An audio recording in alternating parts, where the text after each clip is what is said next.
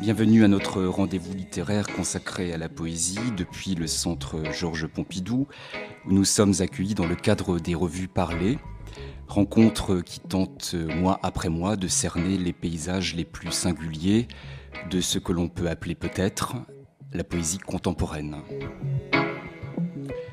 Je rappelle brièvement la formule de cette émission. Un poète est à l'honneur que nous entendrons au cours de 2 séquences de lecture, entrecoupées par un entretien qui tentera d'en éclairer le contexte. Puis c'est au tour de ce poète de lancer une invitation à 2 écrivains, 2 jeunes auteurs ce soir, qui seront appelés à lire également leurs propres textes.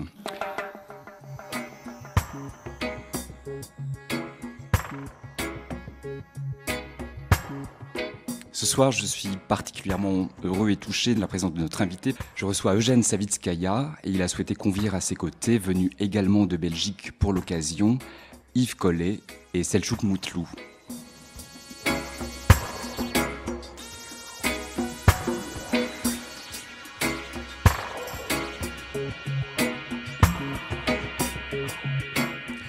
Quelques mots tout d'abord sur votre parcours, Eugène Savitskaya, avant bien sûr de vous écouter. Vous êtes né à Liège en 1955, où vous vivez encore aujourd'hui. Vous publiez régulièrement depuis 1972 des volumes de poésie et des romans, notamment aux éditions de Minuit. Citons parmi ces ouvrages le roman Envie, paru en 1995, et le volume de poèmes Cochon farci, paru lui en 1996 chez Minuit. Mamouze également en 1998 et Le Fou civil en 1999 chez Floïc. Vous écrivez pour le théâtre et le cinéma. Vous avez collaboré à 2 films de Marie André. Vous écrivez pour les places publiques. Je pense à la phrase de 200 mètres de long inscrite sur le sol de l'esplanade de Saint-Léonard à Liège en 2001. Vous écrivez pour les maisons. Je fais ici allusion à un texte inscrit dans les pavés et les murs, vitrine de la Wallonie, rue Marché aux Herbes à Bruxelles en 2002. Et pour les oiseaux, à travers notamment le chant de Saint-Jean-Coucouzlis dans le livre collectif Mon Athos, le désir de la Vierge, paru aux éditions Yellow Now en 1999. Vous voyagez notamment en Russie, en Sibérie, en Ukraine, et votre dernier livre est un roman, Célébration d'un mariage improbable et illimité. Il est paru en mars 2002 aux éditions de Minuit.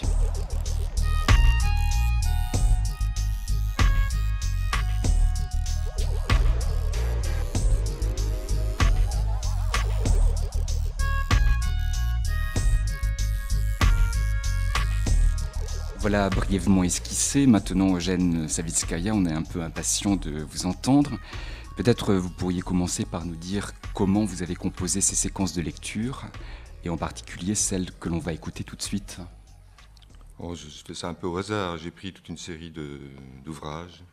Et voilà, donc je vais lire des extraits que j'ai envie de lire maintenant, à cet instant. Je vais commencer par quelques extraits des Règles de solitude, livre publié en Allemagne, à Stuttgart. Il est possible que nous n'ayons aucun visage, mais que nous soyons tous porteurs de masques. Et il semble que c'est pour cette raison que nous paraissons si différents les uns des autres. Il suffit parfois de malmener très légèrement notre face d'apparat pour que déteigne sur la peau la silhouette intime et vénérable qui est notre représentation cachée et essentielle, l'authentique habitant. Je conserve en moi, à jamais, très précieusement ma tête de mort. Elle est, ma tête de mort, ce que je cache le mieux avec le plus grand soin, et aussi ce qui apparaît avec le plus de netteté au grand jour du soleil. Ma tête de mort si fraîche est la seule chicane sur le cours de l'infini. Il n'y a pas de visage nouveau.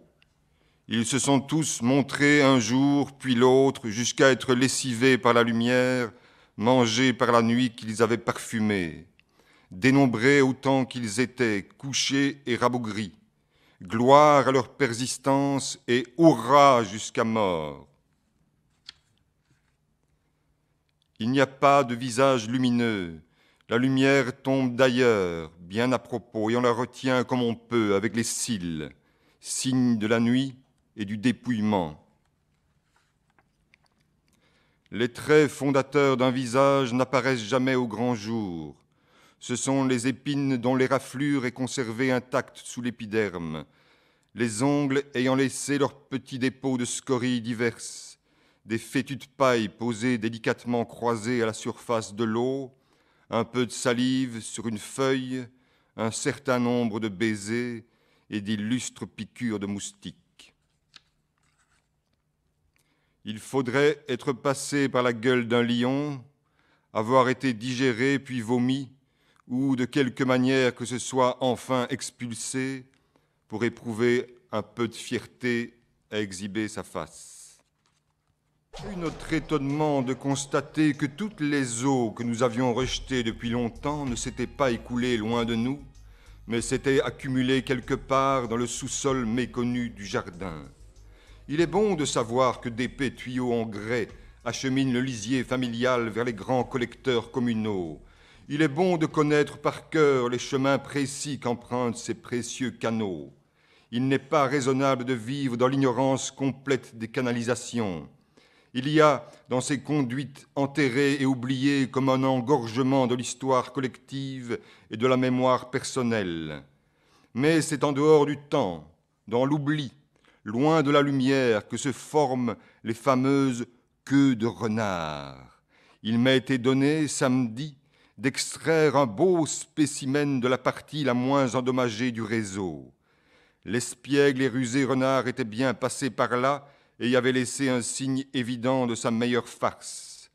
Un bouchon vivant de 80 cm de long, un obstacle naturel à l'écoulement du lisier, devenu progressivement, en 100 ans ou plus, inexpugnable. Ayant vécu dans l'attente d'événements extraordinaires, nous nous sommes oubliés. Et dans cet oubli, dans le vide immense de cet oubli, le bon ordre des choses ne va pas de soi. Les racines ignorées poussent à une vitesse accélérée et fracturent les tuyaux. Les barrages se forment, détournant l'écoulement du temps. Quelque chose s'inverse, se retourne sur lui-même. Ce n'est que lorsque l'odeur de la merde est montée de la cave que nous avons su que, depuis 100 ans, nous avions fait sous nos pieds. Est un paillasson dont l'usage est connu.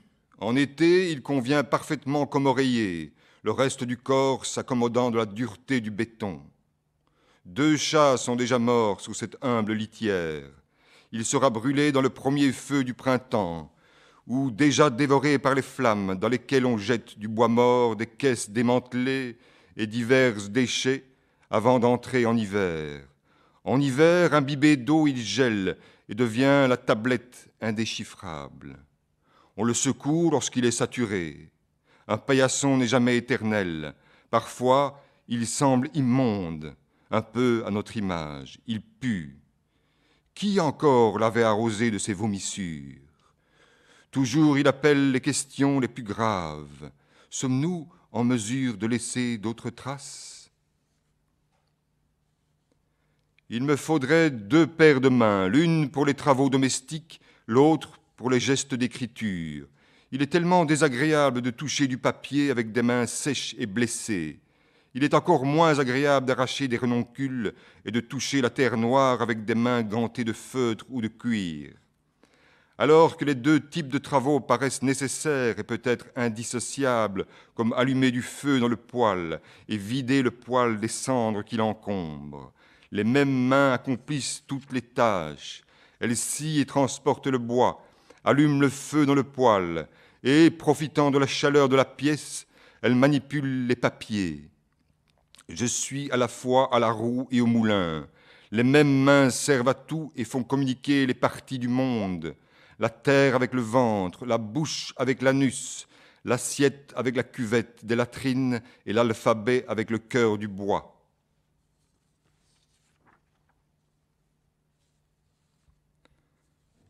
Un extrait de Marin mon cœur.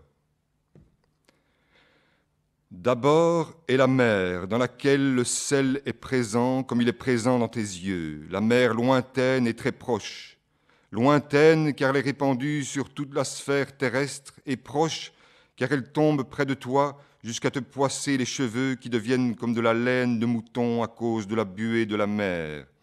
Il est possible de marcher sur l'eau de la mer juste à la lisière des vagues, sur l'eau durcie par le sable et faire ainsi d'infinis périples, sans éprouver le besoin de consulter la moindre carte ni de demander son chemin. Cependant, tu devras la chercher méthodiquement, en ne te fiant ni à ton odorat, ni même à ton ouïe, car bien que vaste à l'infini et composée d'une multitude de vagues fougueuses et hurlantes, son vacarme se disperse dans l'immensité et ne se font entendre que les vagues qui touchent la dureté de la terre. Ainsi, il arrive de rencontrer la mer au détour d'une rue ou derrière une porte et qu'elle sente la luzerne. D'aucuns prétendent qu'elle n'existe pas. De toute manière, lorsqu'on est dessus ou dedans, on le sent qu'elle mouille et qu'elle écume. La terre n'est pas trop dure et même parfois trop molle, si friable qu'elle se tasse, se craquelle et s'effondre à tout bout de champ. Le sel est présent dans la terre comme il est présent dans ton sang. Elle est sable, gravier et pourrissement des choses.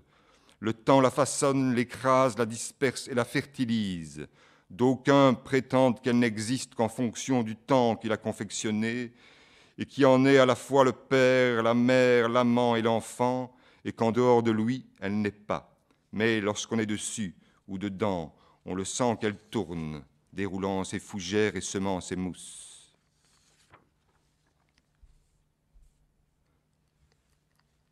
Voici un extrait des Morts sentent bon.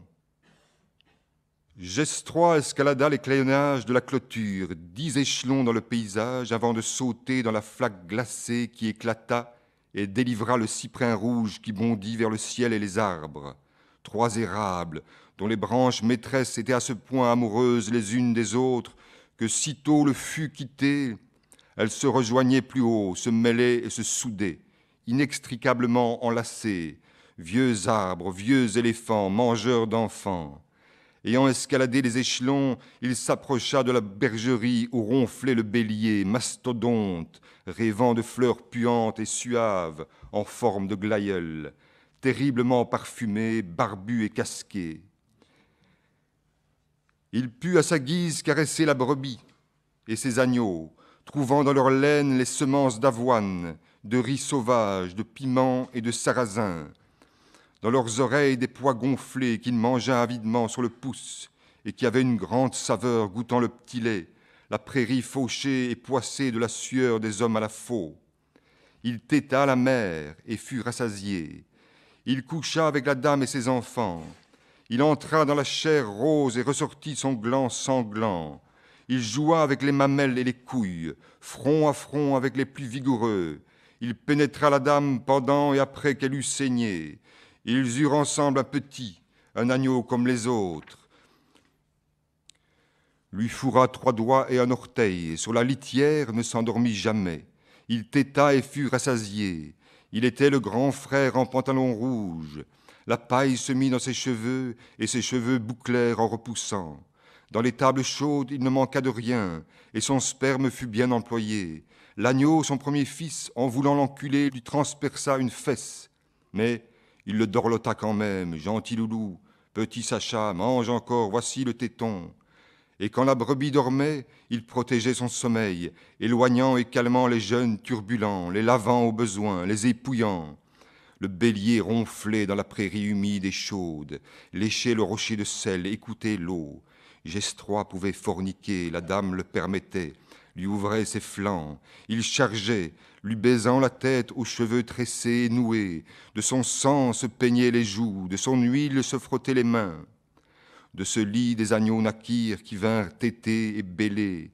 Le bélier octa dans son sommeil et se retourna d'un bloc, s'enfouissant davantage dans le foin humide, rêvant d'autre chose, tout à coup de fauve, puis très vite d'abeilles, de nuées d'abeilles, un doux bourdonnement, le ciel se détacha lentement et une goutte de foutre lui tomba dans l'œil. Réveillé, il attaqua Gestroi, qui ne put se défendre, la brebis s'étant assise sur sa tête, les agneaux sur ses bras, ses jambes et son dos. Il fut brutalement sailli par 2 fois, 20 fois, jusqu'à ce que son cul déborde, et sa bouche, et que de son fondement sorte le bébé, chèvre liante et avenante, qui l'appela par son nom et chanta dans la buée.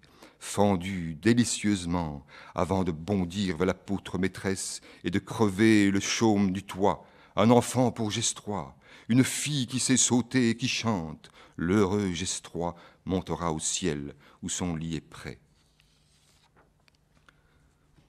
Un poème extrait de Buffo, Buffo, Buffo. À mon seul désir, à la surface de l'eau claire, brillante de 7 soleils, les branches laquées et parfumées sur le pré, de la tapisserie, l'odeur de terre ancienne qui recouvre la maison souterraine, le bruit de chants au repas, la couleur rouge entre les feuilles toutes clouées au ciel, et leurs pointes sucées, petites lances jetées dans le feu qui les dentelle et qui les troue, comme autant d'orties sur le chemin qui mène au trône, à la piscine, à la douche, au salon d'herbes sans fleurs, à la fleur de la bouche bée que rien ne satisfait, ni oiseau de miel, ni miel de menthe, ni coco, ni cœur noir, ni langue dans la glace, ni corne de cheval, ni queue de daim, ni sabre glacé maintenu dans la froide ardeur, ni cheveux électriques chatouillant le palais bâti de matériaux longtemps triturés, passés entre les doigts après le tamis, boue qui fleure l'or, le fer et les cristaux de sang, argile bleue sous la roche, limon solaire enfermant les dragons, cire souffrante et onctueuse, saveur de la gueule du lion, de la fourrure tachetée de la genette, mouche de sucre, de métal fondu et de soufre, de l'apéro accommodé aux narcisses et à la spurule du gazon, derrière la porte de lierre aux baies obscures, la dame léchait l'épine, suivait avec la langue folle le fil de cuivre de la broderie, parcourait le lacis de nerfs en évitant le nœud et les nombreuses fourches où caressait la corne essoufflée dans le tuyau humide, dans les 3 vestibules tapissés de tufs secs et doux et parcourus de tourbillons, le vent entrant par la fenêtre ovale, agitait les rameaux, frappait les enclumes, soulevait la robe de tulle, illusion d'incendie et de caresse sous la flamme qui fait reluire les mailles, la nacre des écailles, le blanc des yeux, et brûler le vernis sur le visage de celle qui touchait du bout des ongles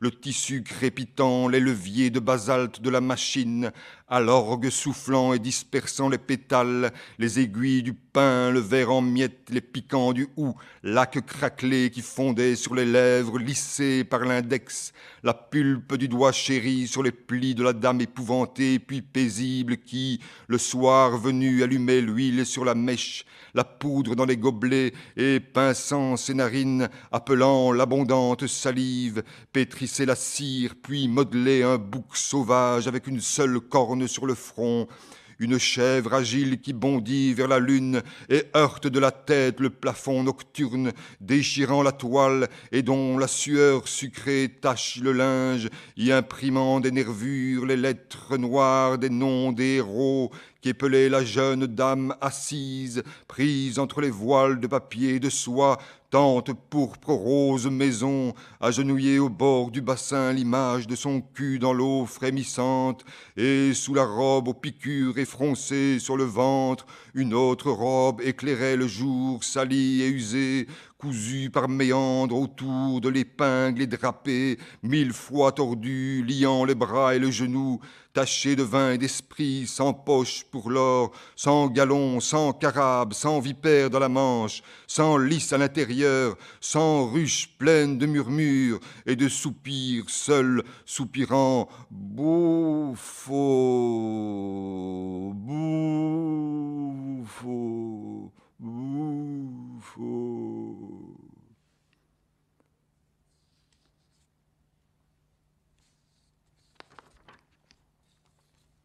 Extrait de Cochon farci. J'étais une montagne dans le charbon jusqu'au cou. Je dormais près de ma mère, ma tête dure contre son ventre tendre. J'avais faim quand je mangeais, c'étaient des cerises qui tombaient des arbres en fleurs, et des poires dont je déchirais la peau avec les ongles de ma main libre.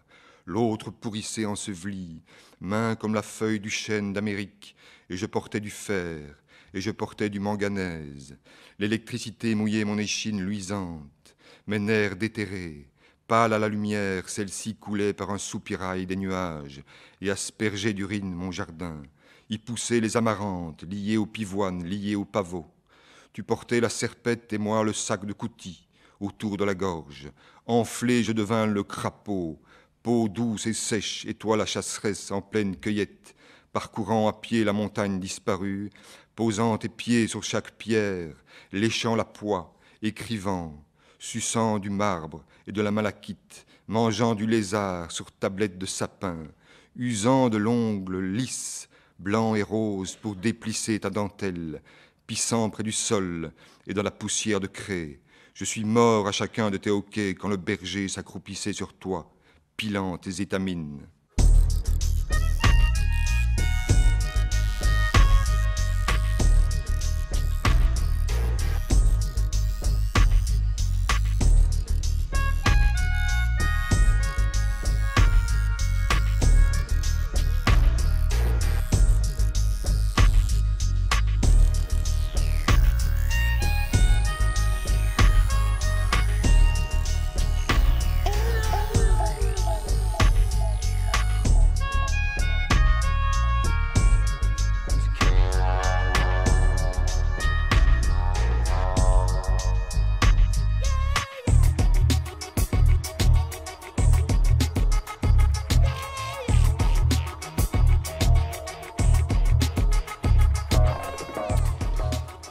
Il y aura une autre séquence de lecture dans un moment, Eugène Savitskaya, mais j'aimerais bien qu'on parle un peu en attendant. Je vous sais un peu réfractaire à l'exercice de l'entretien. Pour vous, une conversation peut paraître quelque peu superficielle, que c'est difficile de dire. Mais je pense que non, c'est facile de dire quand on a vraiment quelque chose de précis à dire. Mais comment dire, je suis un peu contre la conversation, je dirais, je sais pas, où quelques mots sont lancés sans qu'on sache exactement quels sont ces mots qui sont poussés comme ça, comme du vent. Là, je préfère, bon, si j'ai vraiment quelque chose de précis à dire, je le dis, il n'y a pas de problème. On pourrait essayer de parler par exemple de la lecture publique comme celle que vous venez de faire. C'est impressionnant de vous voir et de vous entendre lire. Comment vous vivez ça, cet acte de lecture en direction d'un auditoire comme ce soir? Mais ça veut dire que ça me fait beaucoup de bien, tout simplement. Donc je lis depuis longtemps. C'est-à-dire que parmi les premiers textes que j'ai écrits, c'était pratiquement uniquement pour les lire en public, en Belgique. Donc je les écrivais en fonction du moment où j'allais les lire. Donc, tous les textes qui composent Mongolie, pleine salle, par exemple, sont écrits pour être prononcés, enfin, à haute voix. Vous écrivez à voix haute? Mais non, ce n'est pas nécessaire. J'entends, enfin, je m'entends. J'entends les phrases. Vous disiez dans un entretien pour le Matricule des Anges que, au contraire de la parole, l'écriture n'avait pas à être crédible, que les livres étaient faits pour être démantelés. Bien sûr, oui. C'est-à-dire que c'est pas une parole définitive, ce sont des textes qui ont été fixés, enfin imprimés, mais bien souvent ils me servent encore de matériaux, vraiment. Un livre comme La disparition de maman, j'en ai utilisé des extraits, enfin, où j'ai prolongé certains extraits parce que je devais construire une pièce de théâtre. Et c'est un livre où j'ai un peu mis beaucoup de choses, comme ça c'est un peu comme une réserve de mots. Et donc je trouve que c'est tout à fait intéressant de les retravailler, de se replonger dedans. Est-ce que vous pensez à qui va vous lire en écrivant? Bien sûr, enfin, je connais quelques lecteurs, quelques lectrices, j'ai des amis. Parfois, j'écris dans un premier temps, pour des proches. C'est à eux que j'adresse la parole. Donc, et puis, pour l'inconnu, enfin, voilà, pour ceux que je ne connais pas, pour l'inconnu. Donc, c'est ça aussi le principe d'un livre, c'est qu'il circule, il rencontre l'inconnu. C'est un moyen d'être attentif au monde? Ben, oui, enfin, écrire, enfin, faire ce travail comme le travail de peinture aussi, ou comme le travail de cinéma, je sais pas, ça oblige à une grande attention, à une sorte de hypersensibilité. Je pense qu'au moment où on écrit, il y a une sorte une ouverture complète des sens, donc c'est très important, c'est une manière de se construire soi-même. Voilà. Vous auriez pu ne pas le faire, écrire? C'est possible, enfin, c'est toujours... il y a toute une part de hasard, enfin, parfois des circonstances favorables font qu'on se met à écrire. Et puis quand ça commence, je pense que c'est difficile de s'en passer, parce que c'est un travail de recherche, d'attention portée aux choses. Donc, je ne pense pas que je pourrais m'en passer, en tout cas pas à présent. Enfin, il faudra peut-être dans quelques années. Voilà. Alors on a l'impression qu'on ne peut pas isoler votre œuvre narrative de votre œuvre poétique. Et je voulais vous demander qu'est-ce qui vous incite à commencer un roman, ou bien un texte poétique, ou bien même un texte théâtral, puisque vous écrivez pour le théâtre. Mais le texte théâtral, c'est un peu particulier parce que bon, ce qui me plaît, moi, dans le théâtre, c'est que chacun apporte, comment dire, son savoir-faire. Enfin, c'est une pièce de théâtre quand elle est, comment dire, jouée, ou bien lorsque une équipe y travaille, c'est une œuvre collective. Donc et le texte ne doit pas préexister. Enfin, il doit être, en principe, il doit être, comment dire, construit sur place. Mais c'est pas évident toujours. Avec. Voilà, de pouvoir travailler de cette façon-là. Donc j'ai fait 3 pièces comme ça en Belgique, avec une matière brute, donc qui s'est construite avec les acteurs et les metteurs en scène. Voilà. Et bon, pour le reste, je commence quelque chose, je ne sais pas quelle forme ça aura, si ce sera long, si ce sera court, je n'en sais rien. Il y a une sorte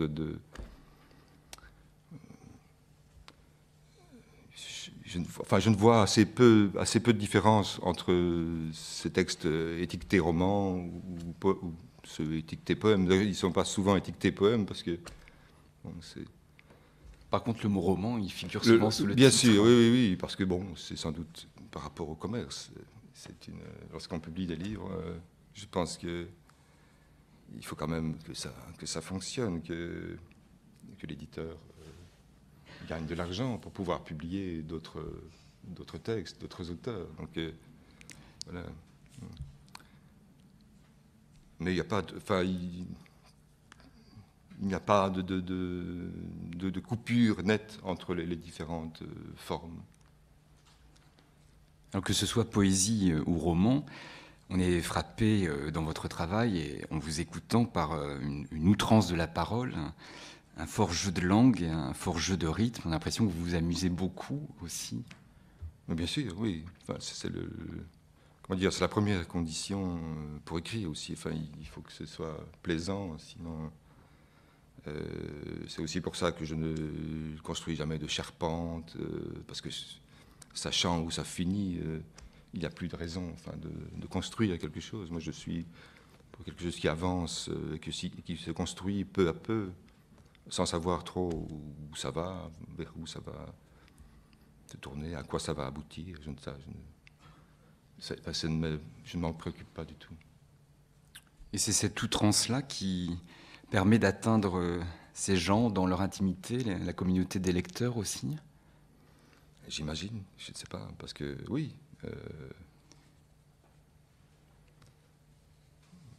Je suppose, je ne sais pas.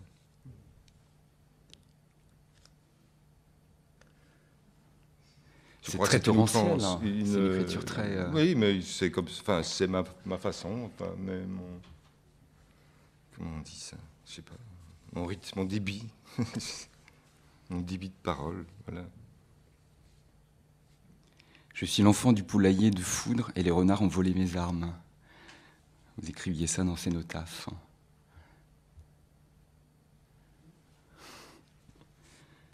Alors, arrogance de la parole, dans ce qu'elle a de plus fulgurant, et puis parfois aussi une rare violence.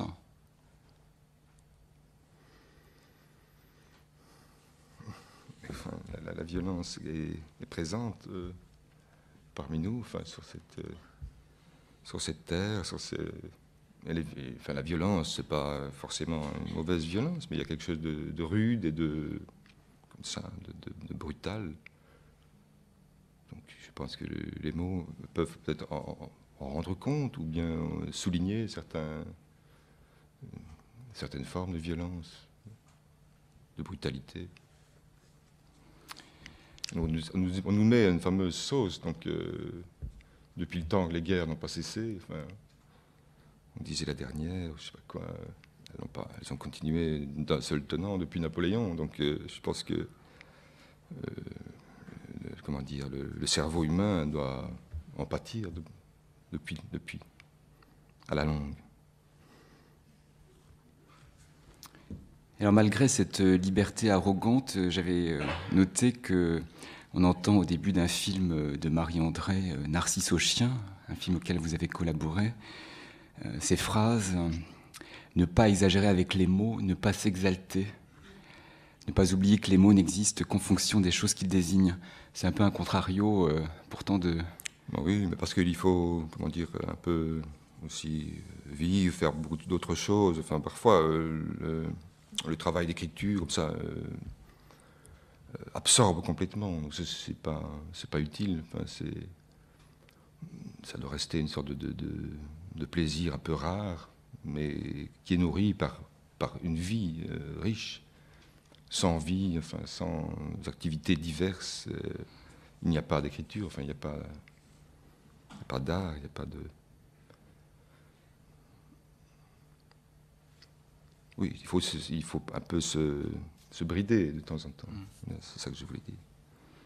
D'ailleurs, capter cette vie, c'est partir aussi à la recherche d'une certaine primitivité, d'une animalité. On est marqué par la présence de toutes sortes d'animaux dans vos textes. C'est assez récurrent depuis le début d'ailleurs.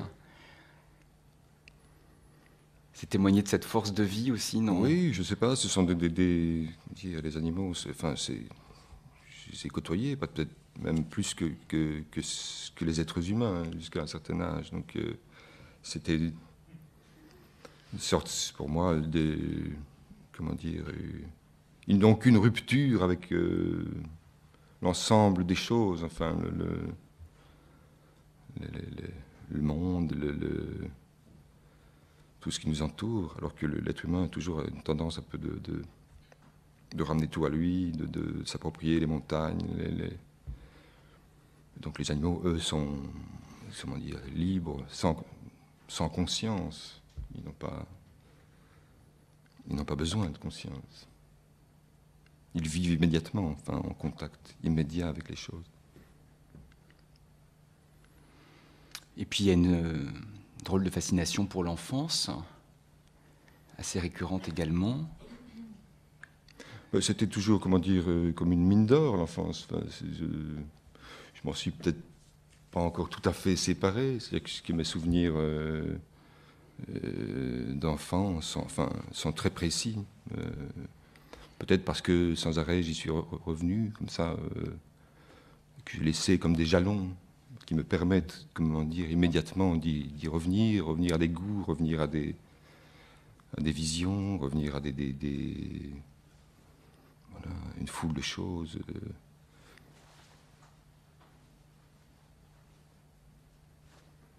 Il y a oui, enfin bon, c'est... Bon, voilà, L'enfant voit juste? L'enfant voit juste, bien sûr, ben oui. Ben oui. Enfin, son regard est clair, il ne s'encombre de rien,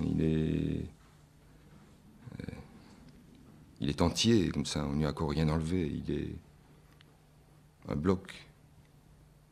Est-ce qu'il a envie d'apprendre? L'enfant, enfin oui, c'est son, comment dire, son plaisir principal, je veux dire, il apprend à tout moment, donc chaque geste est une façon d'apprendre.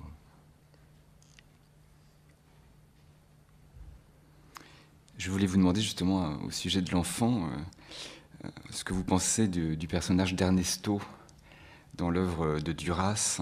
Ernesto, c'est cet enfant qui refuse d'aller à l'école parce qu'on lui apprend des choses qu'il ne connaît pas. Mmh.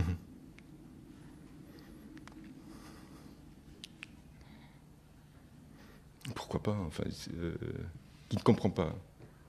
Qui ne connaît pas, qui ne comprend pas. Oui. Mais parce que, tout simplement, dire, l'enfant sait ce qu'il doit apprendre. Bon, il y a peut-être les techniques pédagogiques ne sont pas tout à fait au point encore, enfin, bien qu'il y ait eu quelques fameuses innovations. Mais, c'est-à-dire, je pense que s'il ne veut pas surtout assimiler, comment dire, le carcan où on veut le placer. Ouais. Alors, je voulais vous demander comment vous travaillez à partir de cette langue française, notamment dans un pays, la Belgique, qui est un peu confronté à plusieurs identités linguistiques. Est-ce que c'est important pour vous d'écrire dans la langue française ou pas particulièrement? Non, c'est la langue que je connais le mieux, donc et on parle un très bon français en Belgique, vous savez, il y a des grammairiens belges aussi, donc...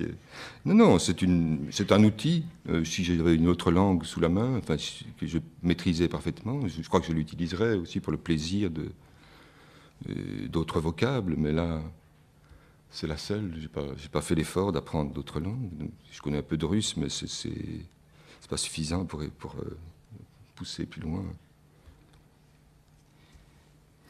Voilà, dans la Belgique, je trouve que c'est un endroit comme ça un peu, comment dire, retiré un peu de Paris, je dirais. Peut-être que ça facilite peut-être la cogitation. C'est un pays assez burlesque. Enfin, voilà,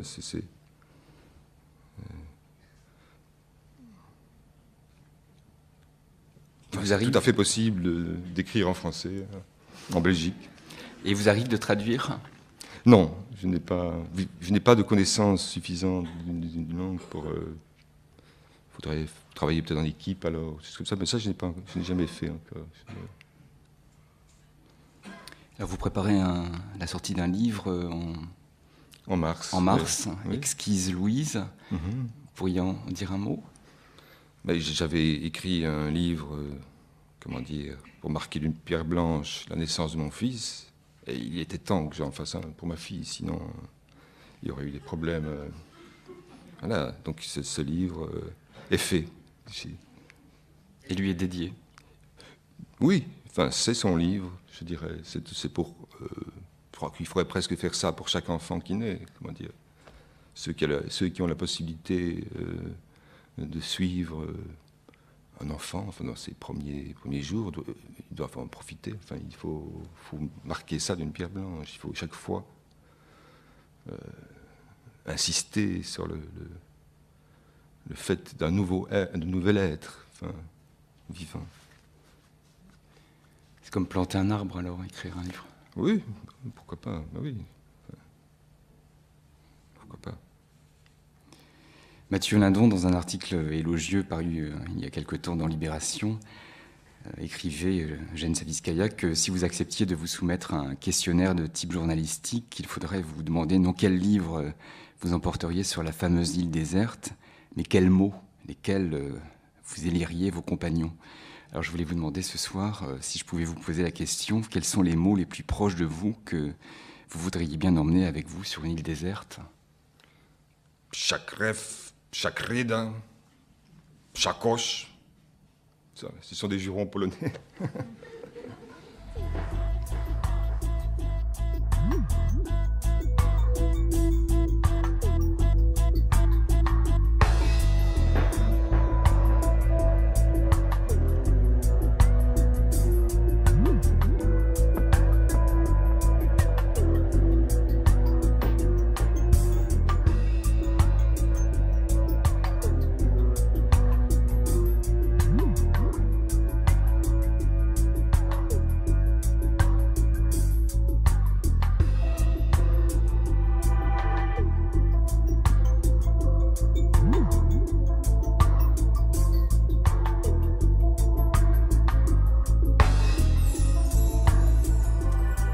Alors, Jane Sawickaia, vous avez fait le choix de deux invités, deux jeunes poètes venus de Liège et Bruxelles avec vous, spécialement pour l'occasion. Peut-être pourriez-vous nous dire, avant qu'on ne l'écoute, pourquoi vous avez convié Yves Collet? Et voilà, parce que j'aime bien ses poèmes. Un jour, il est venu me voir avec des amis, il y a 10 ans, plus ou moins. Et je me souviens qu'il s'était allongé comme ça près du poêle. À cette époque-là, j'avais un poêle à bois, avec une chaleur très, très agréable. Et je me souviens de lui, là, couché sur le plancher, près du poêle. Et c'est pour ça qu'il est là aujourd'hui. Bon. Alors, Yves Collet. Oui. Oui, donc je vais lire certains textes issus de livres qui est sorti aux Éperonniers il y a plus ou moins 3 ans, qui s'appelle Le nom des possédés, et aussi des extraits de textes que je n'ai jamais publiés. Et voilà, donc sa mère l'expulse, mais il refuse. Le mot sort avec lui, cette ombre que, désormais, il devrait combattre. Notre famille était une des plus importantes du village. Les paysans des alentours venaient déposer tout ce qui aurait pu les blesser dans leur travail, plus un cadeau pour le plus jeune fils. Mais à force d'amasser, ce fils grandit mal. Les mots devinrent un double désobéissant. Ils le mangèrent dans son assiette, couchèrent avec les femmes qui lui étaient destinées. Sa famille se prit au jeu et finit par ne plus le reconnaître. Perdu dans ce noir qui me fonde, dans ce noir où je fonds mon regard et le lèche à travers tes reflets, toi, parti resserrer mon centre en ces murs où je tombe. Père me guide dans l'ombre de son dos, se couche dans ma course entre ses épaules, toujours fouillantes. J'arrache ses sommeils et on couvre les murs que je gratte la nuit. Il fait du feu dans sa mort et me cache pour l'étendre au rideau, au pont qu'il tend dans mon silence. Autour de sa parole, les vies se concentraient. Père se noya, ses frères s'agrippant à lui, il apprit à parler.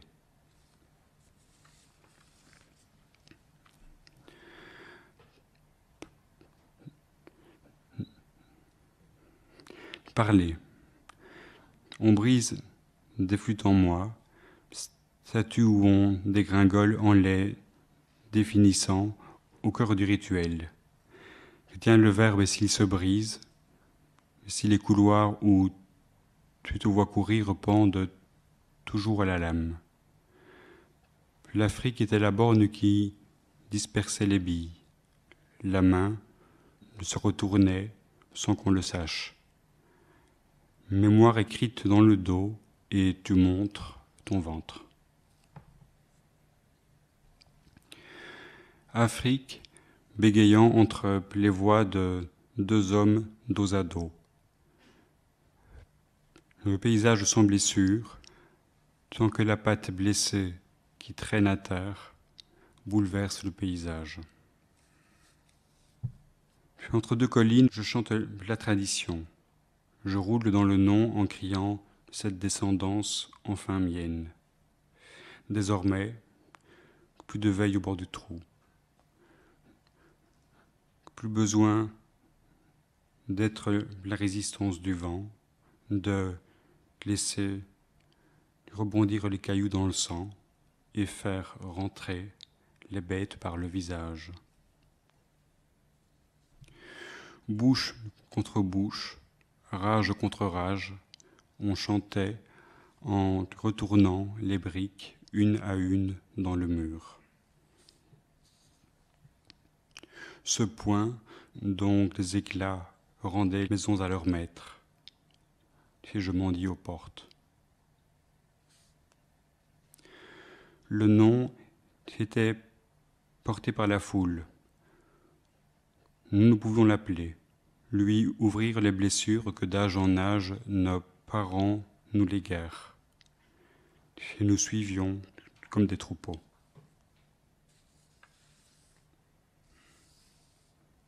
D'un côté, le langage, de l'autre, la maladie. Ma famille en était la passerelle et il fallait quelqu'un en sacrifice. Lorsque ce fut ton tour, les mots prenant ta place me te devinrent étrangers. On avait dressé notre bête à être la cible du mal qui nous rongeait. Elle mettait la maison sans dessus-dessous. Quand tu voulais l'engloutir, je la repoussais toujours plus loin. Dès l'enfance, nous étions, le mot et moi, assis dos à dos, troués dans une même musique. Homère referme la plaie dans le livre qui le traîne au dehors.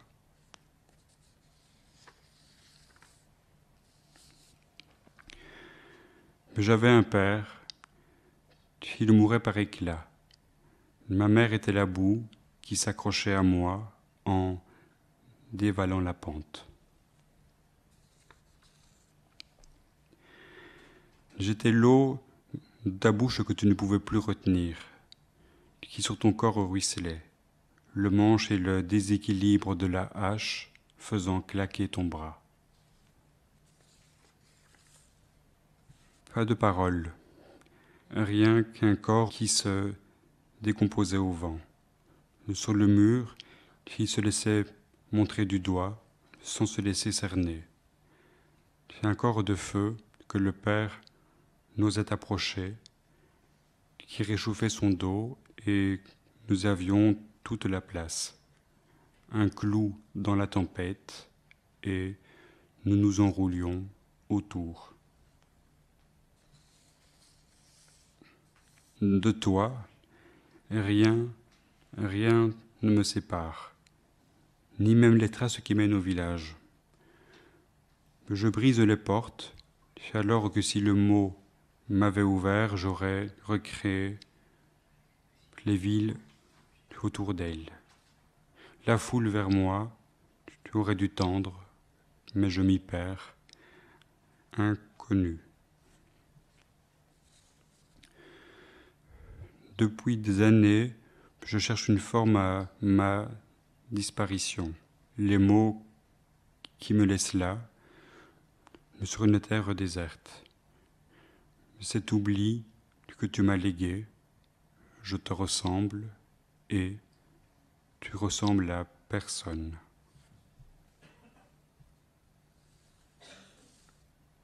D'une planche sans appui mais qui grince dans la voie, d'une bête qui en courant arrache son corps aux mots afin que la terre redevienne dure. Des hommes s'avancent dans mon recul. Avec et contre moi, nous marchons côte à côte en gardant la distance. Voulant que je parle, on m'enfonça des bâtons dans la bouche. Les mots en cachent la déchirure.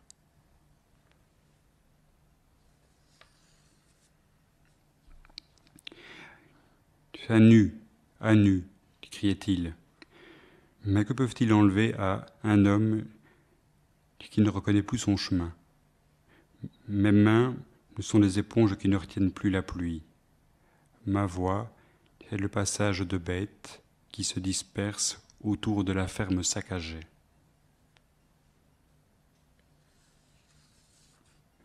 Des années, ça rentre à la maison habitable.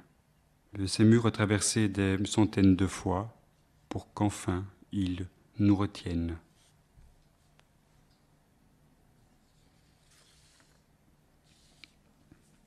Refus, 1000 fois refus. J'avalais les clés et je m'endors en refermant les portes. Aidez-nous à retrouver la mémoire, m'écriait-il entre deux vagues. Aidez-nous alors qu'un pont les traversait, libérait la foule mais qui détruisait les restes de son passage. Aidez-nous, nous montrerons ces marques dans le dos que le vent fait reculer dans le livre. Aidez-nous à retrouver notre Père et à le perdre dans le même nom.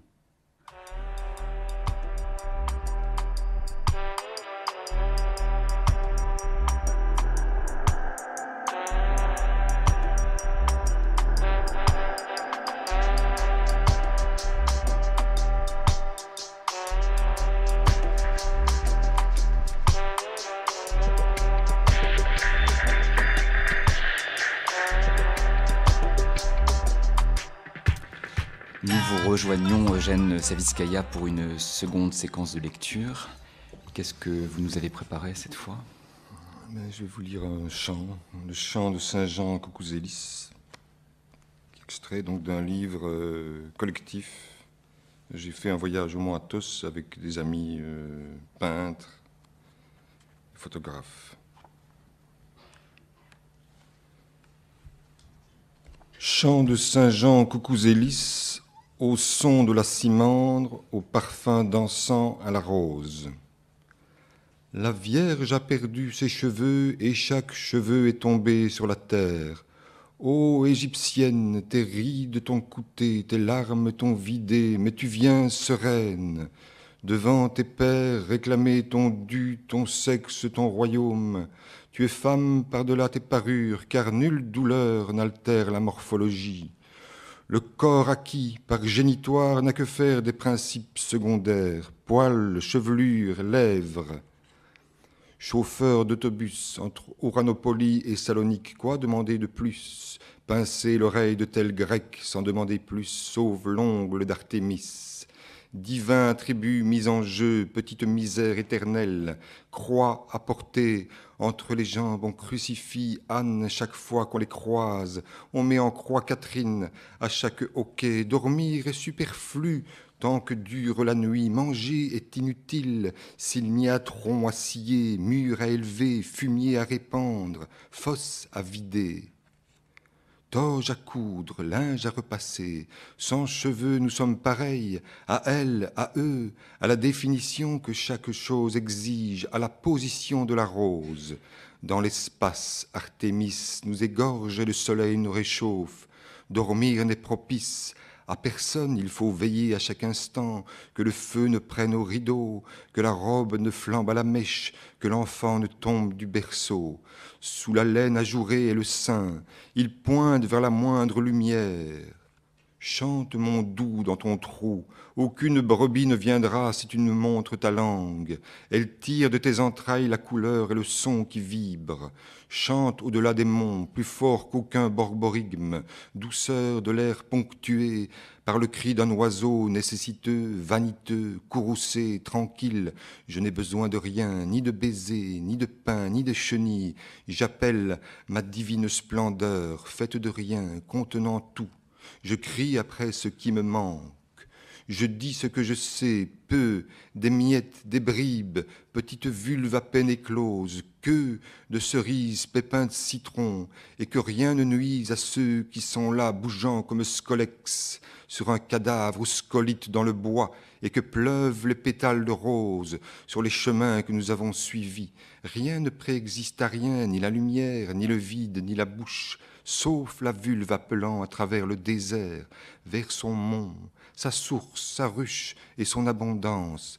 J'exige une once de sérum divin, glaire cervicale servie naturelle, avec fleurs et fruits, au bord du chemin des mules, poussent des anges à 12 ailes, mis à mal dans sa chair par guerriers de tous ordres. La mer a disparu et les hommes pleurent comme des bébés. Alors ici, une petite pièce de théâtre. Ode au paillasson, jeu de face. L'annonceur public en pied. La marmite française a la forme d'un cylindre dont la base est de même forme que la section d'une fève. Deux faces blafardes l'une après l'autre. La glaire fusa d'un hareng que rien ne pouvait contenir. Cœur fulminant de chaleur contrite, dans la gangue du bourgeon pointu qui s'ouvrit en corolle labiée, je prie tous les jours la Vierge Marie. Le foutre jaillit d'une mer où vivait une sirène.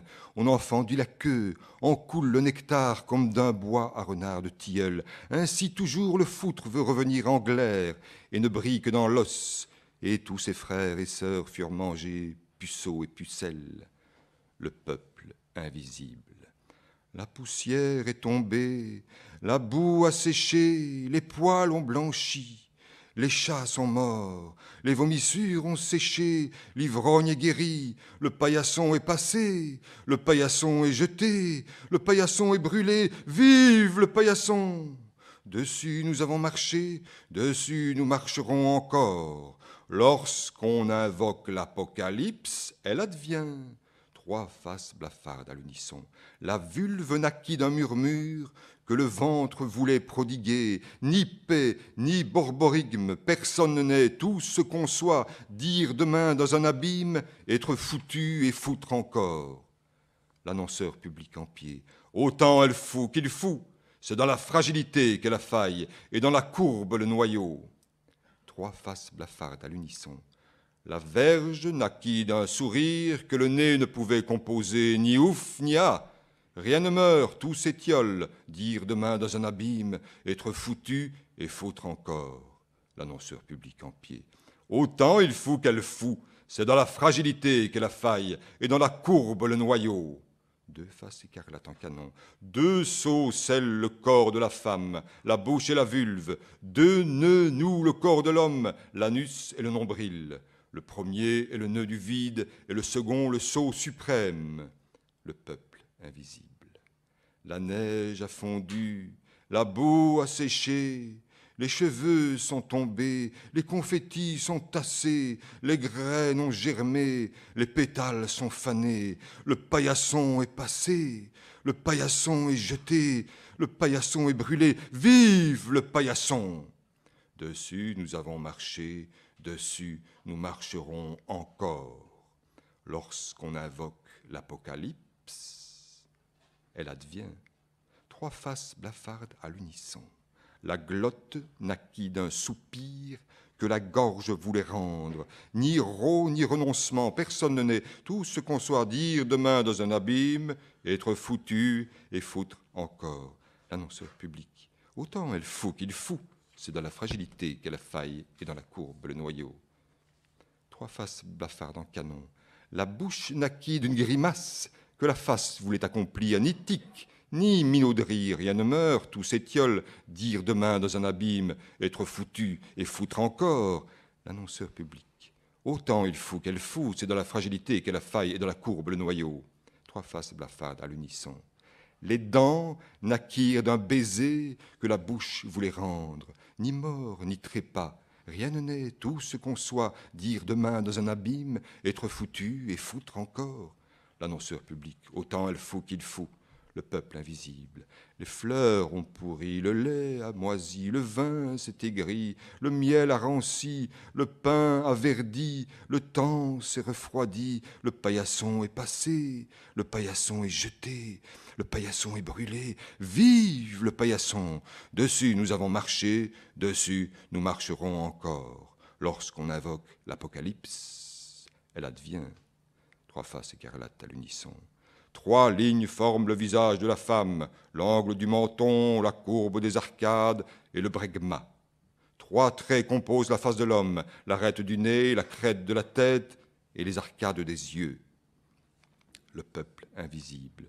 Le chien a hurlé, l'ivrogne a vieilli, les enfants ont grandi, les arbres ont poussé, la nuit est venue, le temps s'est allongé, le paillasson est passé, le paillasson est jeté, le paillasson est brûlé. Vive le paillasson!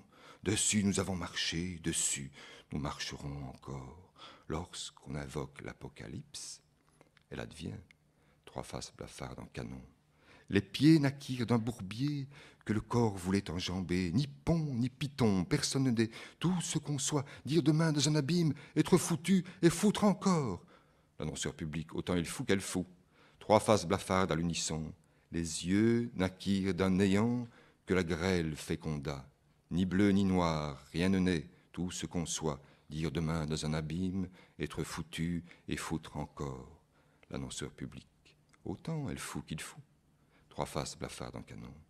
Les mains naquirent d'un mouvement que les bras ne pouvaient contrarier. Ni ailes, ni nageoires, rien ne meurt, tout s'étiole, dire demain dans un abîme, être foutu et foutre encore. L'annonceur public, autant il fout qu'elle fout, c'est dans la fragilité qu'est la faille et dans la courbe le noyau. Deux macros entre eux, premier macro, l'histoire est finie, c'est vite dit, c'est vous qui le dites. L'histoire, ça ne peut continuer que progresser comme quelque chose qui avance. Ça a commencé, ça continue, sans gros heurts, ça pue parfois, parfois ça sent bon. À moins d'être puné, on doit décider du parfum qu'on aime. Second macro, l'histoire est finie, c'est vite dit, c'est vous qui le dites. L'histoire, c'est votre traîne de princesse qui a traîné dans le lisier. On ne peut la larguer ainsi. Ça a couvert des cadavres par millions dans les champs, ça a remué l'herbe dans le second estomac, et ça a donné du lait à chaque trait de sa saveur. À moins de n'être puné, on doit décider du parfum qu'on aime. Le peuple invisible. La grille s'est ouverte, l'oiseau s'est envolé, les cerisiers ont fleuri, l'herbe a cru, le poirier est tombé, le temps s'est précipité, le paillasson est passé, le paillasson est jeté. Le paillasson est brûlé, vive le paillasson! Dessus, nous avons marché, dessus, nous marcherons encore. Lorsqu'on invoque l'Apocalypse, elle advient. Trois faces blafardes en canon. Les yeux naquirent d'un soupir que le temps ne pouvait étouffer, ni ciel, ni mer ronde. On meurt mardi, on est dimanche. L'annonceur public, autant elle fout qu'il fout. Trois faces écarlates. Trois yeux forment le regard de la femme, l'œil gauche, l'œil droit et celui du milieu. Trois yeux forment le regard de l'homme, l'œil gauche, l'œil droit et l'œil borgne. Le peuple invisible. La grille s'est refermée, les casseroles ont rouillé, le fromage a séché, le papier a jauni, les cheveux ont disparu, les moulins ont tourné, le vent est tombé, le paillasson est passé, le paillasson est jeté, le paillasson est brûlé. Vive le paillasson! Dessus nous avons marché, dessus nous marcherons encore. Lorsqu'on invoque l'Apocalypse, elle advient. Trois faces blafardes à l'unisson. Les oreilles naquirent d'un plaisir que le vide voulait partager. Ni ut, ni vivat. Sur chaque arbre un merle, sur chaque branche 100 étourneaux. L'annonceur public. Autant il fout qu'elle fout. Un aimable tailleur de cire vêtu de son sarrau. Il y a des mammifères frugivores. Il y a des mammifères herbivores. Il y a des mammifères insectivores. il y a des mammifères carnivores, il y a des mammifères granivores, il y a des mammifères piscivores, il y a des mammifères omnivores. L'homme est un mammifère omnivore, coprophage, nécrophile. La femme mange plus de laitue et surtout, il y a des oiseaux. À chacun sa marotte, au jardin des délices, l'un gaule des pommes, l'autre taille, sur le troisième un bonnet posé. C'est le bonnet du pitre, à 3 langues de gueule, monomane, protéinomane, cocaïnomane, clergymane, monomaniaque. L'homme est beau, l'homme est grand, l'homme est saint d'esprit, haineux, envieux, religieux, peureux, monomaniaque. L'homme est beau, l'homme est grand, l'homme est saint d'esprit. La femme mange plus de laitue et surtout, il y a des oiseaux. L'annonceur public. Autant elle fout qu'il fout. Crisper le carré gauche du menton, tirer le masséter, crisper le buccinateur, étirer l'élévateur droit, goûter le baiser.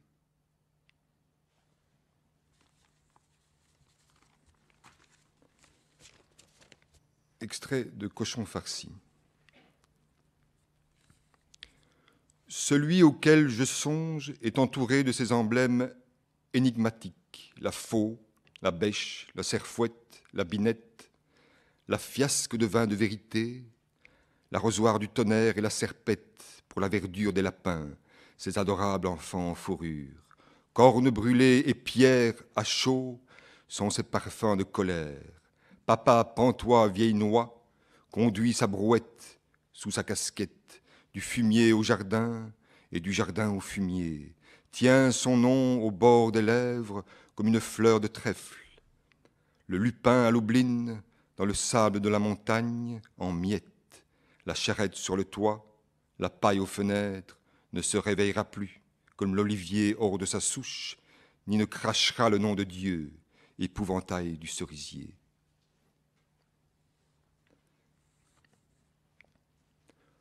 Outré, hors de mon pantalon, je confonds ma langue maternelle avec mon foutre paternel, et je bégaye, gaiement et douloureusement, en guerre avec mon souffle dont je me croyais le maître, festif sous l'amandier ou l'olivier, dont chaque individu porte le visage de celui auquel je songe. Est-ce un cloporte qui annonce la pluie et la fin du temps?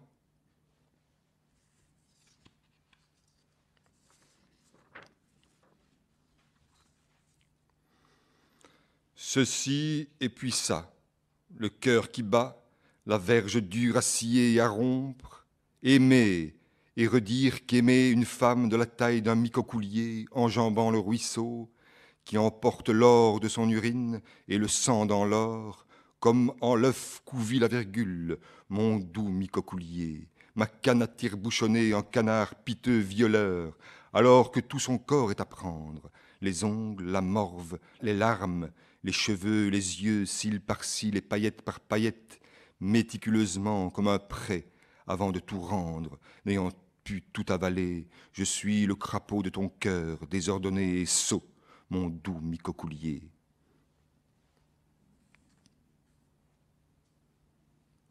Au mont, os portant la chair menue et l'ouverture de la montagne, et comme de la dune, l'aigrette rousse, sourcils, pinceau, mousse de l'arête du rocher, arcane sourcilleux, tout y disparaît, la tête posée dessus comme sur un oreiller ferme et doux, en promontoire entre 2 genoux, haut levé dans le jour, l'un contre l'autre, dans la nuit omniprésente et éternelle. Elle a 17 ans, et la glaire cervicale douce, puis soudain 35, et douce aigreur encore.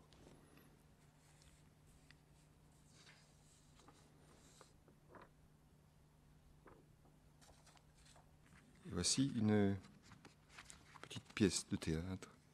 Et êtes-vous mortel? Comment êtes-vous mortel? Êtes-vous mortel à jamais? Êtes-vous mortel d'emblée? Contribuez-vous à votre mort? Êtes-vous contribuable? À quoi contribuez-vous?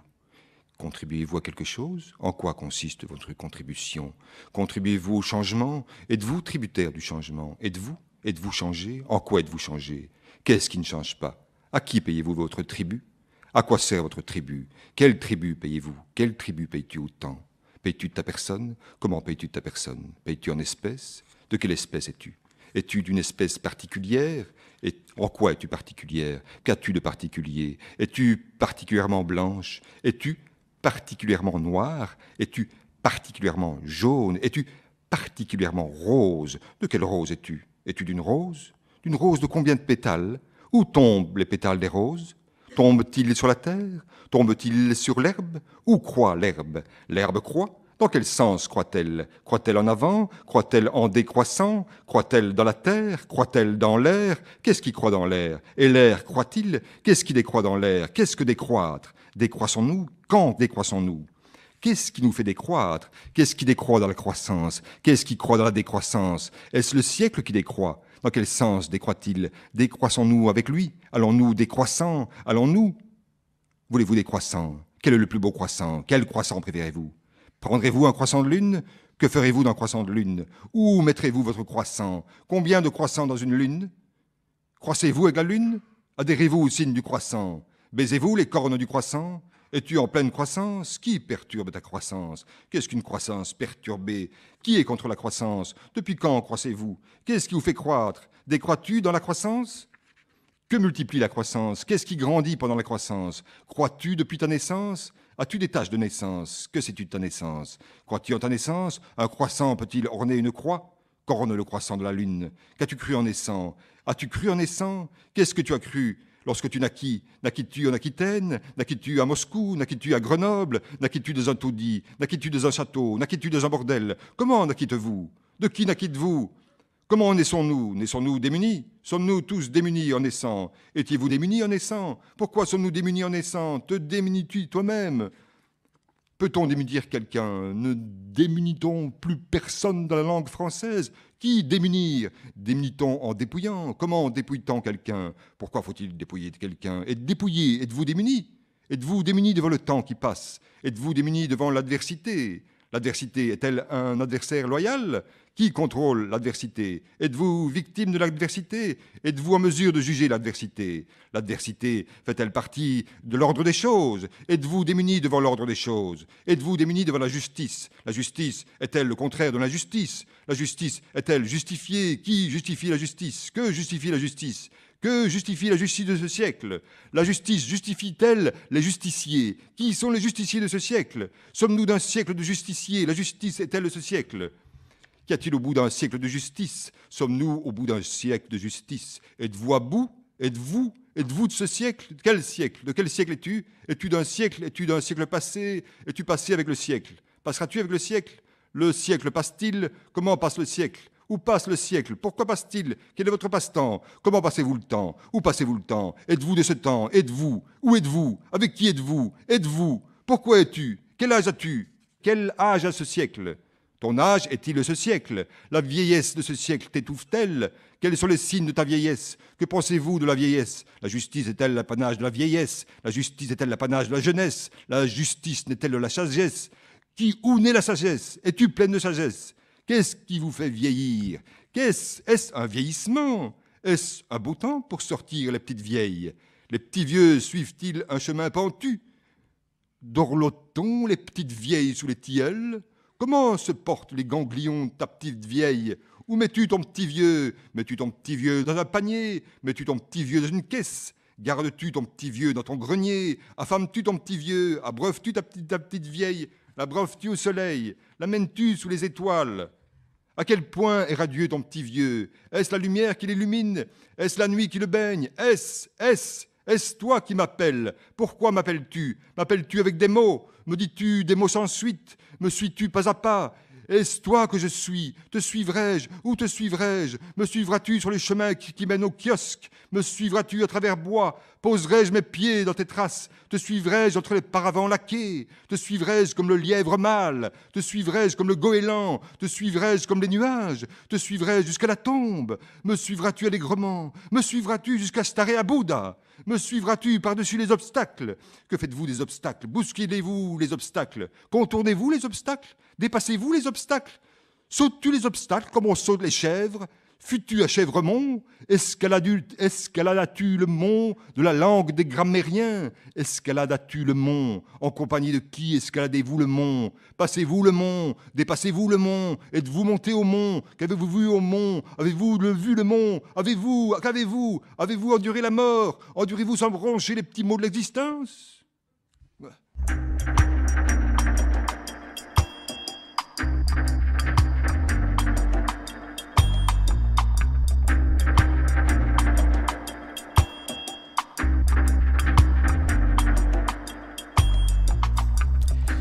Le moment est venu de nous dire pourquoi, Jane Savitskaya, vous avez souhaité que Selçuk Mutlu soit également avec nous pour une lecture ce soir.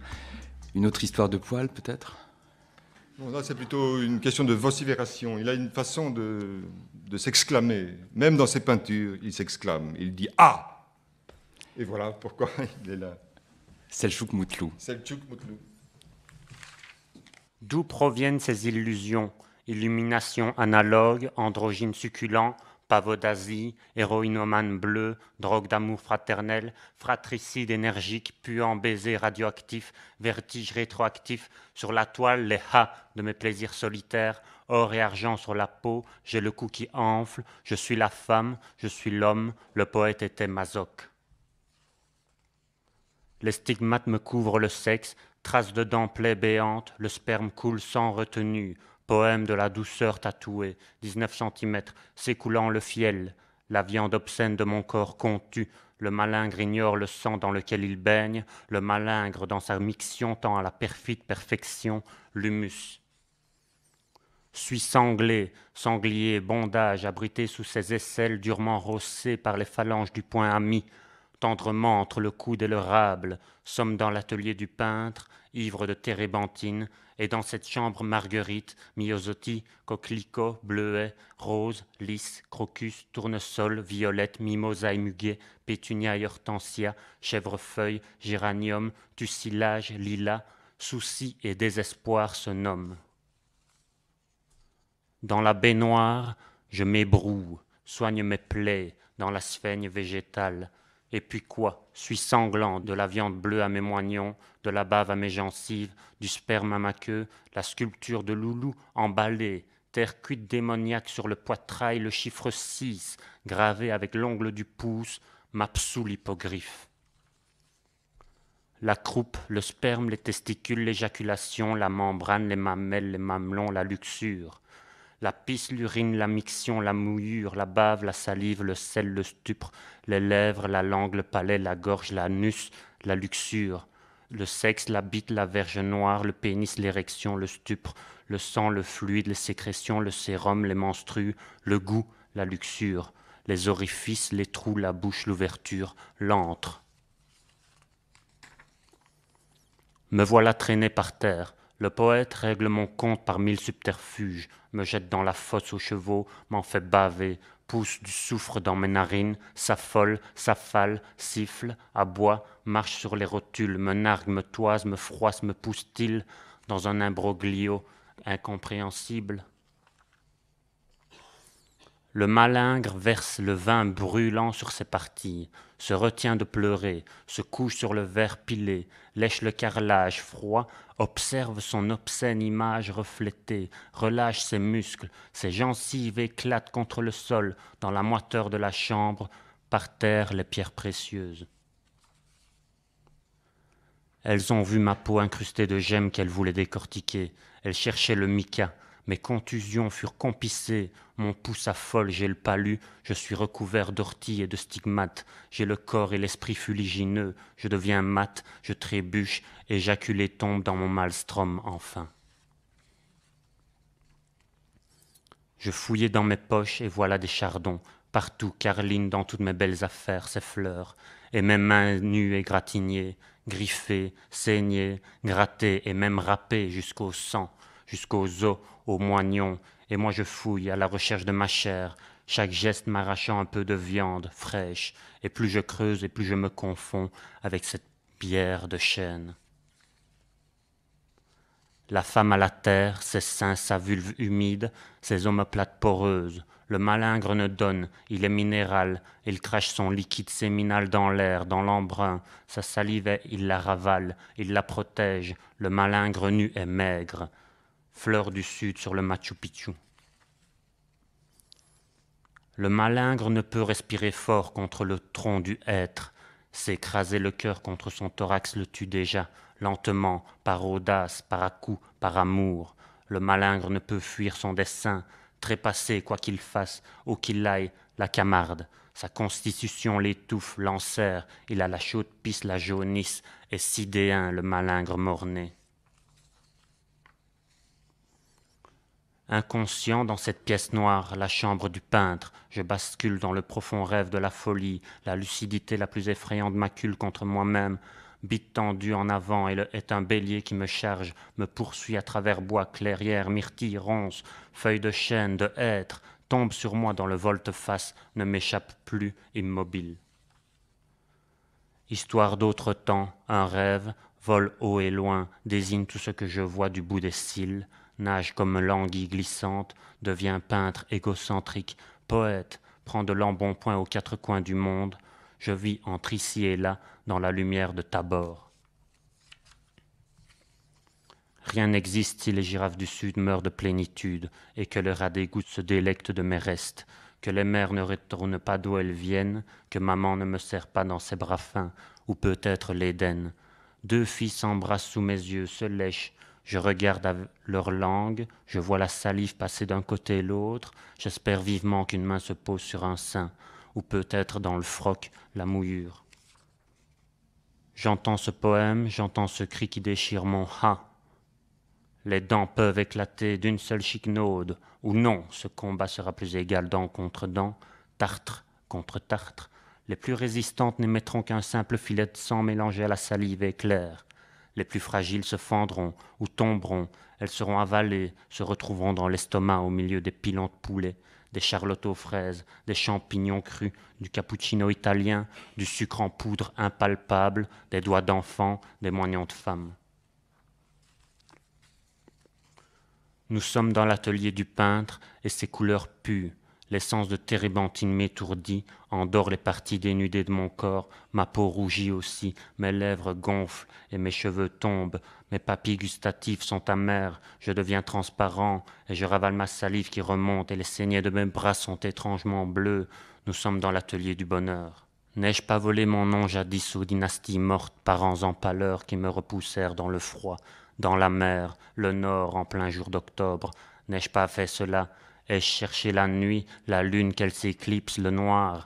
Ai-je attendu cela? Ou le poète cherche-t-il à pousser une ode au cruel, un poème pour l'assassin, l'alcool et l'ambroisie pour les peintres, le feu, le soleil, les mots, la triste foule? Veut-il la volupté? La douceur du jeune homme endormi, sur le sable, sur les crevettes grises, sur les méduses fondantes, sa douceur au fur et à mesure, sur les algues ou l'argile, sur la terre glaise ou dans la boue, sur le tuf, sur les pissenlits ou la luzerne, le jeune homme barbu aux longs cheveux, fin et blond, recroquevillé comme moi fœtus, dans un lit ou sur une table, chirurgicale en métal glacé, comme sur l'alun, comme dans une chambre mal chauffée, une chambre froide, sur un futon plat et dur, magnifique. La douceur est dans le hareng cru de la mer du Nord, d'Ostende au ventre argenté, la douceur dans ce qui est saigné, tuer le lion, anéantir l'hydre, exterminer les oiseaux du Beoulak stymphale. Il me lie, pieds et poings, me lie, cœur et queue, me fait mal, blesse tout ce que j'aime, me blesse, ma femme, me nargue, me toise, verse tout l'alcool sur mon corps dénudé, il verse le whisky, sur ce corps nu et décharné que j'habite, il murmure ses prières. J'entends ses invocations, meurs donc, meurs donc, meurs. Écume, bar, alcool, bière dont nous sommes victimes consternantes et lucides et vierges moribondes, drogue, fumée, chic nauséeuse dont nous ne connaissons que l'effet suave et beau, dormirai lové autour de mon poing, paume moi tout le reste de ma vie, mon poing qui sent le sel, le rêve prendre le pas de mes pas sur la merde, sur un pont quelconque à Liège. Ça profile, commettrons ceci ensemble, tu termineras ou non, peu m'importe. Tout le long, je cracherai, saliverai, baverai, transpirerai, suerai, ferai mes crises d'épileptique, puerai, me tordrai, me crisperai, m'étoufferai, m'écroulerai sous ton poids, suffoquerai, je pleurerai, pleurnicherai, sangloterai, saignerai, évidemment, mes dents tomberont, et tu les ramasseras, je t'en intimerai l'ordre, tu me jetteras un sort. Il rit avec une voix rocailleuse. Ha! Parce qu'il disait des poèmes, l'air béat, l'air trop gros, les narines dilatées, les gencives rougies, son membre et son fétiche ou son totem, la peinture, son point d'aveuglement, point de départ, point de chute, moi rien ou tout, la légitimité, ses enfants autistes enfin.